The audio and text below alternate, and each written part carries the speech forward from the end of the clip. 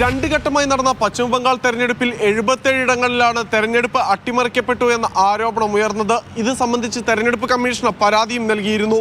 ഇതിന്റെ അടിസ്ഥാനത്തിലാണ് ക്രമക്കേട് കണ്ടെത്തിയ 15 ബൂത്തുകളിൽ ഇപ്പോൾ റീപോളിംഗ് നടന്നുകൊണ്ടിരിക്കുന്നത്. രാവിലെ പോളിംഗ് ആരംഭിച്ചതു മുതൽ തന്നെ നല്ല രീതിയിലുള്ള ജനപങ്കാളിത്തമാണ് എല്ലാ ബൂത്തുകളിലും ഉണ്ടായിട്ടുള്ളത്.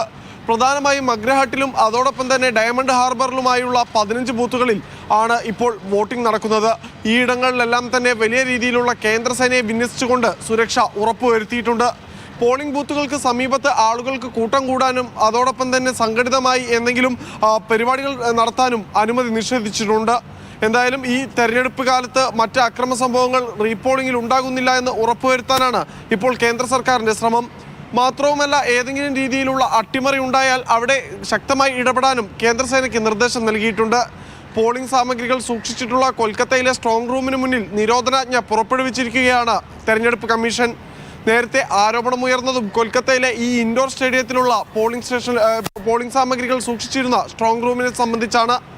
ഇന്ന് ഈ റീപോളിംഗ് കഴിഞ്ഞാൽ ഉടൻ തന്നെ അല്ലെങ്കിൽ അതിൻ്റെ അവസാന ഘട്ടത്തിൽ തന്നെ കൗണ്ടിംഗ് ദിനത്തിലെ മുന്നൊരുക്കങ്ങൾ ചർച്ച ചെയ്യാനായി BJPയും തൃണമൂൽ കോൺഗ്രസും യോഗങ്ങൾ വിളിച്ചു ചേർത്തിട്ടുണ്ട്.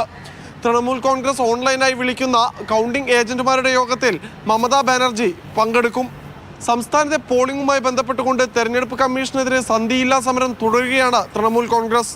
വോട്ടെണ്ണൽ ദിനത്തിൽ സൂപ്പർവൈസർമാരായി കേന്ദ്ര സർവീസിലുള്ള ഉദ്യോഗസ്ഥരെ നിയമിച്ചതിൽ ചോദ്യം ചെയ്തുകൊണ്ട് സുപ്രീം കോടതിയിൽ നടത്തിയ നീക്കത്തിലും തൃണമൂൽ കോൺഗ്രസിന് തിരിച്ചടിയാണ് നേരിടേണ്ടി വന്നത്.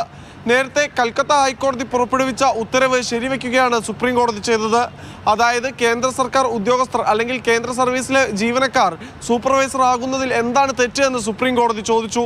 ഹൈക്കോടതി പുറപ്പെടുവിച്ച ഉത്തരവിൽ ഇടപെടാനില്ല എന്നും സുപ്രീം കോടതി തൃണമൂൽ കോൺഗ്രസിന്റെ ഹർജി തള്ളിക്കൊണ്ട് പറയുകയും ചെയ്തു.